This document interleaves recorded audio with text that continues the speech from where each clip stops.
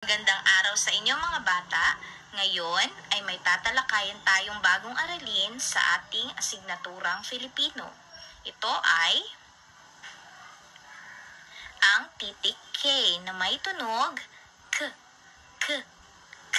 Kayo nga? Magaling! Ang titik K ay may tunog K. Ngayon naman, ating alamin ang mga bagay na nagsisimula sa titik K. Keso. Keso. Kuwago. Kayo nga? Kuwago. Kuneho. Kuneho. Kutsara. Kayo nga? Kutsara. Kandila. Kandila. Kamatis. Kamatis. Kamay. Kamay. Kubo.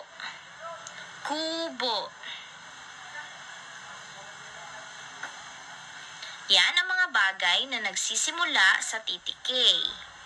Okay, ulitin natin. Keso. Kayo nga? Keso. Kutsara. Kutsara. Kamatis. Kamatis. Kuwago. Kandila. Kamay. Kubo. At kuneho. Magaling! Yan ang mga bagay na nagsisimula sa titik K.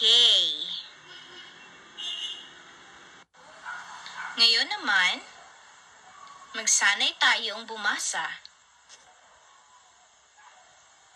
Ka. Ka. Kayo nga? Ke. Ke.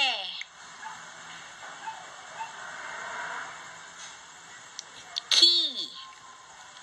Ki. Kayo nga? Ko. Ko.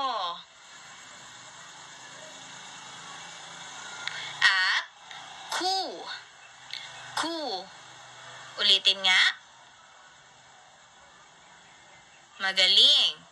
Ulitin natin. Ka. Ke. Ki. Ko. Ku. Magaling. Ngayon naman, para sa ating pagsasanay tungkol sa ating aralin na titik K, sa inyong aklat na Makabagong Pluma or Filipino Book, sagutan ang mga pagsasanay sa pahina 91 hanggang 94. Maaari kayong humingi ng tulong sa inyong mga magulang. Pero, kayo ang gagawa. Gagabayan lamang kayo ng inyong mga magulang. Huwag kalimutang